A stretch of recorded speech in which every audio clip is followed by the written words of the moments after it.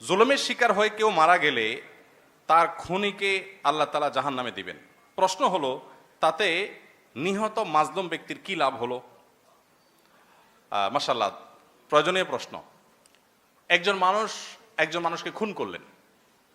এখন যিনি খুন হয়েছেন তার তো দুনিয়ার সব সম্পর্ক থেকে ছিন্ন হয়ে গেলেন, বঞ্চিত হয়ে গেলেন, অনেক বেশি ক্ষতিগ্রস্ত হয়েছেন, সেটা বলার অপেক্ষা রাখে না। প্রশ্ন হলো যে খুনি দুনিয়াতে কোনোভাবে পার পেয়ে গেল, কোনো বিচার তার হলো না, আল্লাহ বিচার করলেন, জাহান্নামে দিলেন। তাহলে এখন যিনি খুন হলেন, প্রশ্নকর্তা জানতে চাচ্ছেন যে তার তো অনেক ক্ষতি হয়েছে, এর শাস্তি হলে বুঝলাম, তার ক্ষতিপূরণটা কই হলো?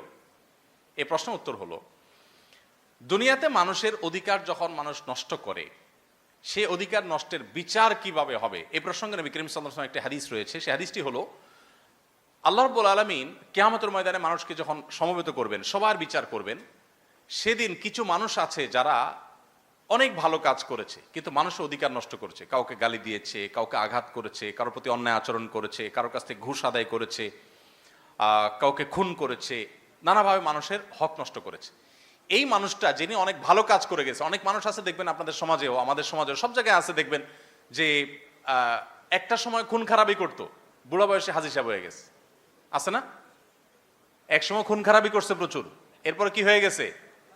লম্বা দাড়ি, জুব্বা, মসজিদ কমিটির সভাপতি সেক্রেটারি, মাহফিল কমিটির সভাপতি সেক্রেটারি, হুজুররাও সবাই মারহাবা দেয়, কারণ সব হুজুরকে হাদিয়া দেয়, দাওয়াত দেয়, খাওয়ায়।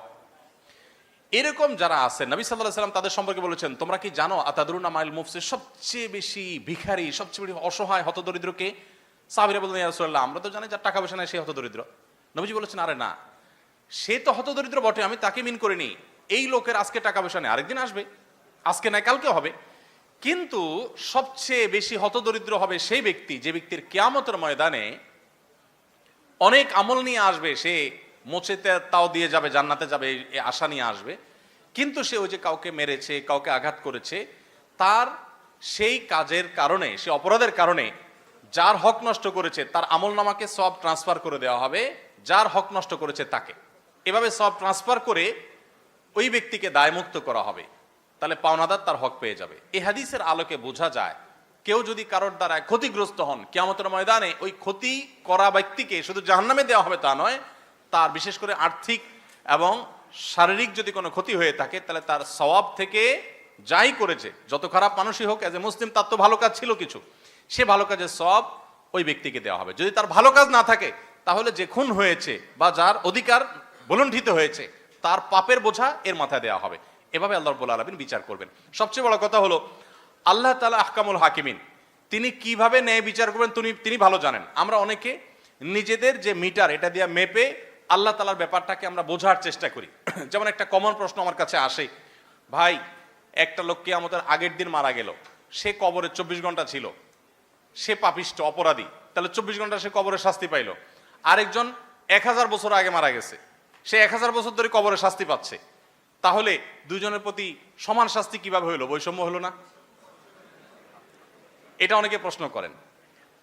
এই প্রশ্ন অবান্তর এই জন্য যে আপনার নিজের কাছে একটা টেপ আছে, মিটার আছে, আপনি এই মিটার দিয়ে আল্লাহ তাআলার জাজমেন্টকে মাপার চেষ্টা করছেন, এই জায়গাটাতে ভুল। আল্লাহ তাআলা ন্যায় বিচার করবেন, কিভাবে করবেন তিনি ভালো জানেন। এখন আপনি মনে হচ্ছে যে এভাবে না হলে, একজন 1000 বছর কবরে শাস্তি পেয়েছে, আরেকজন কিয়ামতের ইসরাফিলের সিংহা ফুৎকার দ্বারা একদিন আগে মারা গেল, সে মাত্র 24 ঘন্টা কবরে ছিল, দুজনই সমান অপরাধ করেছে, তাহলে শাস্তি একজন 1000 পাইলো, আরেকজন একদিন পাইলো, তাহলে সাম্য কিভাবে হলো? আল্লাহ সাম্য করবেন, কিভাবে করবেন সেটা আপনার টেনশন করার দরকার নাই। আমি একটা আইডিয়া দিই, কিভাবে করবেন আল্লাহ ভালো জানেন। আমি একটা আইডিয়া দিই, ধরুন আপনি একজনের পিঠে, একজন একটা অপরাধ করেছে, তার পিঠে আপনি 10টা বাড়ি দিলেন, 10টা আঘাত করলেন। আরেকজন সেম অপরাধ করেছে, তাকে আপনি একটা আঘাত করলেন, কিন্তু একটা ওজনে ওই 10টার দ্বিগুণ। হতে পারে কি পারে না? অথবা একটা ওই 10টার সমান। তাহলে আমি একজনকে 10টা আঘাত করে যে শাস্তি দিব, আরেকজনকে একটা আঘাত দিয়ে সেম শাস্তি দেওয়া সম্ভব কি সম্ভব না? বরং তার চাইতে বেশি শাস্তি দেওয়াও সম্ভব, কারণ একটার ওজন যদি 10 মণ হয় আর বাকি 10টা যদি হয় 10 করে, তাহলে অনেক বেশি গুণ এখানে। তো আল্লাহ রাব্বুল আলামিন একজনকে 1000 বছর শাস্তি দিয়ে যে শাস্তি দিবেন, আরেকজনকে একদিনে তার চেয়ে বেশি শাস্তি বা তার সমপরিমাণ শাস্তি দেওয়া সম্ভব কি সম্ভব না?